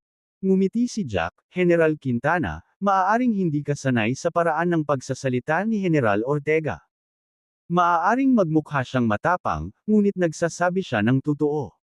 Tulad noong nakaharap siya nina General Wilson at General Gavin sa labanan, akala ng lahat ay labis na kumpiyansa ang kanyang mga salita. Pero iyon talaga ang totoo. Tulad ng nakita ninyo ngayon, magkapareho ang mga hakbang at resulta bago at pagkatapos ng sparring match ni Mr. Maverick. Kapag sinabi ni General Ortega na ang koponan ang magiging unang pwesto, walang dodang sila ang magiging unang pwesto. Ito ang nangyayari kapag may malaking pagkakaiba sa lakas, isang pag-uusap kung saan ang mga salita ay may hindi pantay na bigat. Kapag ang isang tao ay napakalakas, lahat ng sinasabi o ginagawa nila bago ito patunayan ay kadalasang nagpapaisip sa mga ordinaryong tao na ito ay eksaherada o nagpapatingin pa nga sa iba na sila ay arrogant. Ganito rin natin nakikita si Marshall. Noong una, naniniwala ang lahat na hindi maiiwasan ang pagkatalo ng werewolf. Pero sa mga kamay ni Marshall, sa wala pang isang buwang pagsasanay, kamangha-mangha niyang binaligtad ang sitwasyon at inakay sila sa pagbangon. Nang marinig ito, nagliwanag ang mga mata ni Jethro sa pananabik. General Ortega, General Grayson, hindi naman sa nagdududa ako sa inyo, pero sa loob ng maraming taon, ang mga koponan ng ating organisasyon ay nahirapan sa mga paligsahan, at hindi kailanman nakuha ang unang pwesto. Nakaramdam kami ng matinding pressure, at gusto talaga naming lumabas at turuan ng seryosong aral ang mga taong sobrang kumpiyansa sa sarili mula sa Otrinia, Sakurania, Russia, at iba pang mga bansa. Kung mapapangunahan ni General Ortega ang koponan sa tagumpay sa pagkakataong ito, hindi lamang tayo buong pagmamalaking makakaharap ang mga arroganteng kalaban na iyon, kundi mapapaangat din natin ang diwa at reputasyon ng ating militar. Kung tunay na ganito katiwala si General Ortega, ang ating buong estratehiya para sa mga ugnayang panlabas ay yakma upang umayon sa layuning ito. General Ortega, kailangan mo lang mag-focus sa pagsasanay. Ako ang bahala sa lahat ng panlabas na gawain. Sikapin natin ang isang matagumpay na kooperasyon sa pagkakataong ito. Nang mga sumunod na araw, hinati ni Jethro, Marshall, Jack, at ng iba pa ang mga responsibilidad. Ang ilan ay nakatuon sa mga ugnayang panlabas at ang iba naman ay sa panloob na pagsasanay para sa paligsahan. Pagkatapos ng maidang, naglabas si Jethro ng isang bote ng dekalidad na alak mula sa kanyang personal na koleksyon, at siya, kasama sina Jack, Gavin, at Marshall, ay nagsalo sa isang inuming pampista, habang labis na nasiyahan sa sandaling iyon. Natapos ang pagtitipon bandang 3:30 ng hapon. Lumabas si Marshall ng pavilion ng pulong. Ang manor, na dating masigla ng umagang iyon, ay bumalik sa payapa at katahimikan. Ang sikat ng araw sa gabi ay nagliyab, at isang mainit na simoy ng hangin ang dumaan. Kasama ang dalawang matataas na opisyal ng pulisya. Nilisan nina Marshall at Gavin ang Quintana Manor. Samantala, sa pasilyo ng pavilion ng pulong sa Hilagang Kanluran, isang matandang general na nasa edad 70 ang nakatayo habang nakahawak ang mga kamay sa likuran niya. Ang ginintoang sinag ng papalubog na araw ay nagliwanag sa kanyang pilak na buhok at mukha na nakaukit sa mga bakas ng panahon. Kasabay ng malalim na tingin, sinundan ng kanyang malalim na mga mata ang papalayong figure ni Marshall. Ang payat na figurang ito ay nanatili roon ng medyo matagal. Naliligo sa mainit na liwanag ng gabi, siya ay nakatayo ng tuwid at matatag, na lumikha ng isang tagpo ng tahimik na lakas at dignidad. Tay, ano po ang tinitingnan ninyo? Magalang na tanong ni Jethro, habang humaharap sa matandang general. Ang lalaki, na mahigit 80 taong gulang na ngayon, ay si General Casper Quintana, isa sa 8 hari ng Draconia, na kilala bilang Panginoong Quintana. Patuloy na pinagmasdan ni Casper ang papalayong anyo ni Marshall at sinabing, Jethro, maaaring hindi mo siya lubos na kilala. Pero Jack, pamilyar ka sa kanya. Tingnan mong mabuti si General Marshall. Wala bang kakaiba sa tindig niya? Ang makita siya ay nagpapaalala sa akin ng isang matandang kaibigan. Isang maikling kislap ng liwanag ang lumitaw sa mga mata ni Casper habang nagsasalita siya. Ang sama-sama. Nawala lang ako sa pag-iisip sandali, bulong niya sa sarili. Nawala ako sa pag-iisip, bumalik sa mahigit 50 taon na ang nakalilipas, ang mga maalab na araw na iyon noong nakipaglaban ako kasama ang Dragon Lord sa larangan ng digmaan. Nakakalungkot. 20 taon nang wala ang Panginoon ng Dragon, at walang balita mula noon. Namimiss ko na siya ng husto. Huminga ng malalim si Jethro at sinabing, Tay, matagal na pong lumipas ang panahong iyon. Huwag niyo po sanang isipin pa iyan, alagaan ninyo ang inyong sarili. Itinaas ni Casper ang kanyang kamay para patahimikin ang kanyang sasabihin. Jack, may alam ka ba tungkol kay Marshall? Nag-atubili sandali si Jack bago sumagot, General Casper, noong una kong nakilala si Marshall sa bahay ni General Martin, pareho kami ng impresyon sa iyo.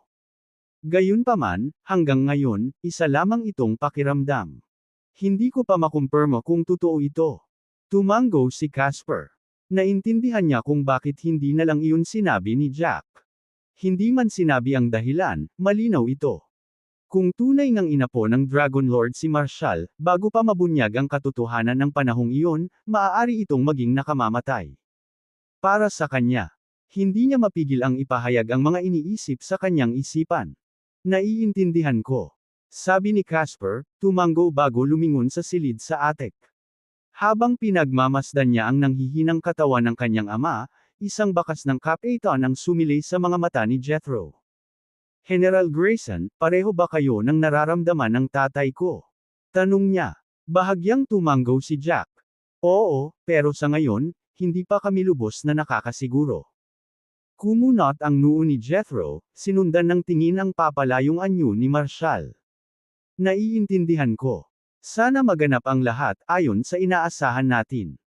Paglabas ng Quintana Manor, sumulyap si Marshall sa kanyang relo at napansing malapit na mag-alas 4 ng hapon. General Brooks, bumalik ka muna sa base militar ng Brighton Wolfsbane Summit. Sundin mo muna ang orihinal na schedule para sa lahat ng aktibidad sa pagsasanay, na may mga ebalwasyon na nakatakda sa loob ng 1 linggo mula ngayon. Pagkatapos ng unang round, kung saan kalahati ng mga trainee ay mababawasan, ako mismo ang mga ngasiwa sa pagtatasa. Naiintindihan ko, Instructor Ortega, ako na ang bahala. Sagot ni Gavin habang nagmamaneho paalis. Sumakay si Marshall sa kotse ni Ferrell at tinahak ang daan papunta sa Brighton University. Nakatakda sana siyang makipagkita kay Joanna para sa hapunan ng gabing iyon. Ang muling pagkakita kay Joanna kanina sa Quintana Manor ay nagparamdam sa kanya ng kakaibang pamilyaridad dito. Ipinahihiwatig ng kanyang likas na ugali na mayroong kakaibang ugnayan sa pagitan nila ni Joanna. Sa loob ng 2 dekada, kasama ni Fred ang kanyang pamilya sa buong mundo, nakaligtas sa karahasan at panganib. Namanhid na si Marshall sa anumang iniisip niya. Nakaraan. Gayunpaman, matapos makilala sina Marge at Joanna, ang mag-ina, sa high-speed train, nagsimulang makaramdam si Marshall ng kakaibang sensasyon. Ang pakiramdam na ito ay nagmumungkahi na papalapit na siya sa pagtuklas ng katotohanan tungkol sa pinagmulan ng kanyang pamilya. Sa buong panahong ito, isang boses ang paulit-ulit na tumatawag sa kanya. Pumukaw ito ng matinding pagnanais sa kanya na tuklasin ang katotohanan tungkol sa kanyang pinagmulan. Noon pa man ay ramdam na niya na ang kanyang nakaraan ay may itinatagong nakakagulat na sekreto sa nakalipas na 2 dekada. Ano ba talaga ang nangyari sa kanya? Desperado siyang malaman. Pagkalipas ng 40 minuto, huminto ang kotse sa parking lot ng Brighton University. Pumasok ang liwanag ng gabi sa universidad, binalot ang sagradong lupaing ito ng matalino at banayad na halimuyak nito. Bago pa man ito napagtanto, ang isang tao ay naging kaysa na ng marangal at malinis na lupang ito. Sa bawat kilos, natural na lumilitaw ang isang pakiramdam ng pagmamalaki at pag-iingat. Tinignan ang oras. Nakita ni Marshall na halos 1 oras pa bago ang hapunan niya kasama sina Joanna, Brenda, at Marissa. Nakahanap siya ng payapang lugar sa Brighton University at naupo. Habang umiihip ang simoy ng hangin sa gabi, kinuha ni Marshall ang kanyang telepono at tahimik na naglaro ng isang simpleng laro para pumatay ng oras. Hindi niya alam, ang kanyang relaxed na presensya ay naging isang kaakit-akit na tanawin sa tahimik na campus na ito. Ang eksenang ito ay nakakuha ng atensyon ng maraming mga batang lalaki at babae, na hindi maiwasang sumulyap. Isang matangkad na babae na nakasuot ng mahaba at malapad na palda ang matamang pinagmasdan si Marshall, may kislap ng kapilyuhan sa kanyang mga mata. Pagkatapos ng maikling sandali ng pag-iisip, nagsimula siyang maglakad patungo sa kanya ng may magagandang hakbang. Noon lang, isang biglaang sigaw ang sumairas sa katahimikan. Ikaw na baliw, kinukuhanan mo ba ako ng litrato? Kabanata 685 Wala akong interes sa iyo. Ang malakas na sigaw ay nakakuha ng atensyon ng ilang nagulat at galit na mga manunood sa bahaging ito ng universidad. Palihim na kumukuha ng litrato. Nakakatakot na tao. Tunay na nakapangangilabot na masaksihan ang gayong kasuklam-suklam na mga gawain, na ikinagalit ng mga tao at mga Diyos, sa sagradong lugar. Espasyo ng isang universidad. Nanatiling nakatutok si Marshall sa kanyang telepono, hindi kailanman sumusulyap. Lahat ng nangyayari sa paligid niya ay tila walang kaugnayan sa kanya. Wala na siyang pakialam kahit sa tinatawag na creepy photo incident. Hoy, ikaw! Bakit ka umaarte na parang wala kang kinalaman dito? Itinulak ng babae si Marshall at galit na sumigaw. Kanina pa kita pinagmamasdan. Kada rating ko lang, tapos kinukuhanan mo na ako ng litrato. Anong problema mo? Napalakas ang boses niya. Nang itulak siya ng dalaga ay saka lamang tuluyang nagangat ng tingin si Marshall. Lumabas na siya pala ang tinutukoy ng babaeng sumisigaw tungkol sa isang taong kumukuha ng litrato. Hindi ka panipaniwala ito. Masyadong kakaiba ang mundong ito. Maaari kang masisi sa isang bagay nang wala ka man lang ginagawa, at kahit ang iyong mga pagbahing ay maaaring maipit sa iyo. Heto siya, nakaupo lang at naglalaro, tapos ngayon tinatawag siyang nakakatakot na lalaking kumukuha ng litrato. Umabant si Ferrell at tumayo sa harap ng dalaga, hinarangan ito. Anong pinagdadaldal mo, General? Itinaas ni Marshall ang kamay niya, senyales na umatras siya. Ayaw niyang gumawa ng eksena sa Brighton University dahil lang sa isang maliit na issue. Lalo na't maaaring may kinalaman dito sina Brenda at Joanna. Dahil wala naman siyang ginawang mali, wala siyang dahilan para matakot na linawin ang mga bagay-bagay ng personal. Bukod pa rito, mauunawaan naman kung bakit gustong ipagtanggol ng mga batang babae ang kanilang sarili. Habang sumisigaw ng malakas ang batang babae, isang grupo ng mga estudyanteng katatapos lang ng kanilang mga klase ang mabilis na nagtipon sa paligid. Nang makitang mas maraming tao ang nakapalibot sa kanila, galit na sumigaw ang babae, "Matagal na kitang napapansin. Simula nang tumuntong ako sa Brighton University, sinusundan mo ako at kinukuhanan ng litrato. Napakaganda ko, kaya normal lang na mapansin ako ng mga tao saan man ako magpunta. Pwede mo akong tingnan, humanga, pero hindi ko matiis kapag palihim kang kumukuha ng litrato sa likuran ko. Pero ang sama mo. Sabihin mo nga sa akin, anong klase at baitang ka? Isusumbong kita sa security ng campus." Gulat na nakatitig ang grupo ng mga estudyante sa gwapo at kaaya-ayang si Marshall, na nakatayo sa simoy ng papalubog na araw. Mukhang hindi naman talaga tipo ng taong ito na palihim na kumukuha ng litrato, di ba? Pero mukhang maganda rin naman ang presensya ng babae. Galit na galit siya at sumisigaw ng napakalakas. Hindi naman siguro niya ito basta-basta ginagawa, di ba? Sino ba naman ang mag-aaksaya ng oras sa pagsasabi ng mga ganoong bagay? Maliban na lang kung may mali sa isip nila.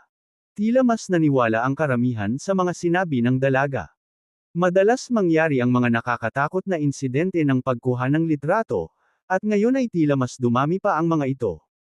Sa mundong ito na lalong nagiging magulong, anumang bagay ay maaaring mangyari. Ang mga taong may baluktot na pag-iisip at kakaibang mga ideya ay sumusulpot na parang kabute pagkatapos ng bagyo.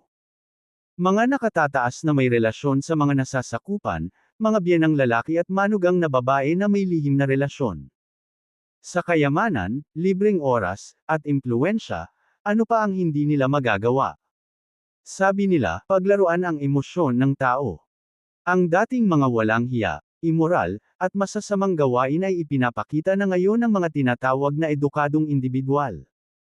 Tinatawag nila itong paghahangad ng mas mataas na buhay sining. Sa panahong ito kung saan walang tigil ang daloy ng kapital, ang kapangitan, pagkabulok, at kahalayan ay laganap. Basta't kaya mong sumikat, kumita ng pera, makinabang, o matupad ang iyong mga pangarap, lahat ay posible. Ang masama, walang hiya, at walang prinsipyong pangangatwiran ang naging susi para sa ilang tao upang makaakyat sa tuktok ng buhay. Dahil sa mundong ito, walang imposible. Hindi naiiba ang gwapong lalaki sa harap nila. Tawagan mo ang pulis at ipaaresto mo siya, ilantad mo online ang nakakatakot na lalaking ito. Hindi maaaring hindi maparusahan ang kasuklam-suklam na pag-uugaling ito. Sa isang iglap, si Marshall ay naging sentro ng pagkondena ng publiko bilang isang katakot-takot na lalaki. Habang tinuturo siya ng mga tao, isang tusong ngiti ang lumitaw sa mga mata ng dalaga. Sandali na nag-atubili si Marshall, hinayaan ang mga nanunood na magpahayag ng kanilang mga opinyon, bago mahinahong nagtanong. May patunay ka ba na kinukuhanan kita ng litrato? Nagtatanggol na itinapat ng babae ang mga braso sa dibdib niya, sabay sabi. Kung hindi mo ako kinuhanan ng litrato, bakit ka pa rin sumusulpot sa tabi ko? Kanina pa kita pinagmamasdan. Palihim mong kinukuhaan ng litrato ang puwitan at binti ko sa likod ko. Tingnan ninyo kung gaano siya ka-creepy. Hindi ito ang unang beses na sinundan ninyo ako sa buong campus. Bukod pa dyan, pumunta ka pa sa dorm ko sa baba. Ang ganda ko talaga, bakit mo ako ini-stalk at hindi mo ako kinukuhanan ng litrato? Ano bang problema mo? Napatingin si Marshall sa babaeng nakatayo sa harap niya, walang emosyon ang mukha nito. Isang banayad na sinag ng liwanag ng paglubog ng araw ang tumagos sa mga puno, naglagay ng mga ginintoang batik sa kanyang kapansin-pansing mukha. Ang kanyang mga mata ay kalmado at malalim, puno ng tula at distansya. Halos mapang-anga sa pagkamangha ang ilan sa mga batang babae na nasa malapit. Posible kayang maging ganito kagwapo at kaakit-akit ang isang tao sa mundong ito. Maging ang batang babaeng nagkamaling nag-akusa kay Marshall ng pagkuha ng mga litrato ay sandaling nawalan ng malay. Malamig na sinulyapan siya ni Marshall. Sa madaling salita, wala akong interes sa isang katulad mo, kaya bakit ko pa sasayangin ang oras ko sa pagkuha ng mga litrato? Nag-aalab sa galit ang batang babae, kinunan mo nga ako ng mga litrato. At sinundan mo pa ako ng ilang beses. Naaga ng ingay ang atensyon ng mga opisyal ng patrolya sa campus. Lumapit sila, sumusulyap kay Marshall at sa babae. Anong nangyayari rito? Nagmamadaling nagsalita ang dalaga, "Opisyal, ako po ay isang graduate student mula sa Law Department sa katabing Brighton Public Relations University. Ako po si Ren Clark. Kaninang hapon, nasa library ako sa Brighton University at naghahanap ng mga materyales. Habang dumadaan ako rito, napansin kong palihim niya akong kinukuhaan ng litrato, kaya kinompronte ko siya, pero itinanggi niya. Palihim na kumukuha ng litrato. Malinaw na ito ay isang kaiya-hiya at hindi naaangkop na gawain. Matapos marinig ang reklamo ng batang babae, tinitigan ng mga opisyal si Marshall ng may galit. Paano mo nagawang kumuha ng litrato ng isang babae, isang binata? Burahin mo ang mga litratong iyan at sumama ka sa amin sa istasyon ng pulis ngayon din. Humakbang paarap si Farrell, "Mga opisyal, halika rito, kailangan ko kayong makausap ng pribado." Anong nangyayari? Tanong ng pulis, halatang naiinis. Malamig na tugon ni Farrell, sabay abot ng kanyang ID bilang opisyal ng militar sa dalawang opisyal. Tungkol ito sa sitwasyon dito. Sandali na nag-atubili si Marshall, hinayaan ang mga nanunood na magpahayag ng kanilang mga opinyon, bago mahinahong nagtanong. May patunay ka ba na kinukuhanan kita ng litrato? Nagtatanggol na itinapat ng dalaga ang mga braso sa kanyang dibdib, sabay sabi, "Kung hindi mo ako kinuhanan ng litrato, bakit ka pa rin sumusulpot sa tabi ko? Kanina pa kita pinagmamasdan. Palihim mong kinukuhaan ng litrato ang puwitan at binti ko sa likod ko. Tingnan ninyo kung gaano siya kakatatakot. Hindi ito ang unang beses na sinundan ninyo ako sa buong campus. Bukod pa dyan, pumunta ka pa sa dorm ko sa baba. Sa sobrang kaakit-akit mo, bakit mo ako ini-stalk at hindi mo ako kinukuhanan ng litrato? Ano bang problema mo?" Napatingin si Marshall sa babaeng nakatayo sa harap niya, walang emosyon ang mukha nito. Isang banayad na sinag ng liwanag ng paglubog ng araw ang tumagos sa mga puno, naglagay ng mga ginintoang batik sa kanyang kapansin-pansing mukha. Ang kanyang mga mata ay kalmado at malalim, puno ng tula at distansya. Halos mapang-anga sa pagkamangha ang ilan sa mga batang babae na nasa malapit. Posible kayang maging ganito kagwapo at kaakit-akit ang isang tao sa mundong ito? Maging ang batang babaeng nagkamaling nag-akusa kay Marshall ng pagkuha ng mga litrato ay sandaling nawalan ng malay. Malamig na sinulyapan siya ni Marshall. Sa madaling salita, wala akong interes sa isang katulad mo, kaya bakit ko pa sasayangin ang oras ko sa pagkuha ng mga litrato? Nag-aalab sa galit ang batang babae, "Kinunan mo nga ako ng mga litrato. At sinundan mo pa ako ng ilang beses." Naaga ng ingay ang atensyon ng mga opisyal ng patrolya sa campus. Lumapit sila, sumusulyap kay Marshall at sa babae. Anong nangyayari rito? Nagmamadaling nagsalita ang dalaga. "Opisyal, ako po ay isang graduate student mula sa Law Department sa katabing Brighton Public Relations University. Ako po si Ren Clark. Kaninang hapon, nasa library ako ng Brighton University at naghahanap ng mga materyales. Habang dumadaan ako rito, napansin kong palihim niya akong kinukuhaan ng litrato, kaya kinompronte ko siya, pero itinanggi niya. Palihim na kumukuha ng mga litrato. Maliwanag, ito ay isang kaiya-hiya at hindi naaangkop na gawain." Matapos marinig ang reklamo ng batang babae, tinitigan ng mga opisyal si Marshall ng may galit. Paano mo nagawang kumuha ng litrato ng isang babae, isang binata? Burahin mo ang mga litratong iyan at sumama ka sa amin sa istasyon ng pulis ngayon din. Huminto si Farrell sa harapan. "Mga opisyal, halika rito, kailangan ko kayong makausap ng pribado." Anong nangyayari? Tanong ng pulis, halatang naiinis. Malamig na tugon ni Farrell, habang inilalahad ang kanyang tungkol ito sa sitwasyon. ID ng opisyal ng militar sa dalawang opisyal. Nagulat ang dalawang opisyal. Si Colonel Farrell Lockwood mula sa Special Operations Military Region. Parehong veterano ang dalawang opisyal, kaya mabilis nila siyang inilapit sa isang tabi upang magsalita. Kumusta, Colonel Lockwood, anong nangyayari rito? Itinuro ni Farrell si Marshall sa karamihan. Ang lalaking iyon ay ang Major General ng Special Operations Military Region. Hindi kailanman makikisali si General sa isang bagay na kasing baba ng pagkuha ng mga lihim na litrato. Mayroon siyang mahahalagang bagay na dapat asikasuhin at wala siyang oras na dapat sayangin dito. Tapos na ang sitwasyong ito. Isa pa, ang pagkakakilanlan ni General Ortega ay lubos na lihim. Mabilis na naunawaan ng dalawang opisyal ang sitwasyon at lumapit kay Marshall, sabay sabing, Mr. Ortega, maaari mo bang ipakita ang iyong telepono sa lahat? Ako na ang bahala dito. Sa sandaling iyon, tumawag si Brenda. Marshall, nasaan ka?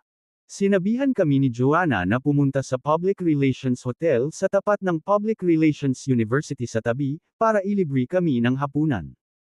Papunta na ako ngayon galing library. Tiningnan ni Marshall ang oras. Sige. Hihintayin kita sa gate ng paaralan. Dahil ayaw niyang masaksihan ni Brenda ang pangyayari, iniabot niya ang kanyang telepono sa mga opisyal, tingnan ninyo mismo, siguraduhin lamang ninyo na walang nakatagong litrato. Naiintindihan naman kung bakit maingat ang babaeng ito. Iniabot ni Marshall ang kanyang telepono sa mga opisyal. Ilang beses itong iniscroll ng dalawang opisyal ngunit wala silang nakitang mga litrato ni Ren at saka ipinakita ang telepono sa kanya. Mga kababayan, tingnan ninyo. Hindi po ito pagkakaunawaan. Walang litrato ang telepono ng lalaking ito, sabi ng isang opisyal, habang binubuklat ang mga pahina ng telepono sa harap ng karamihan. Walang kahit ano rito.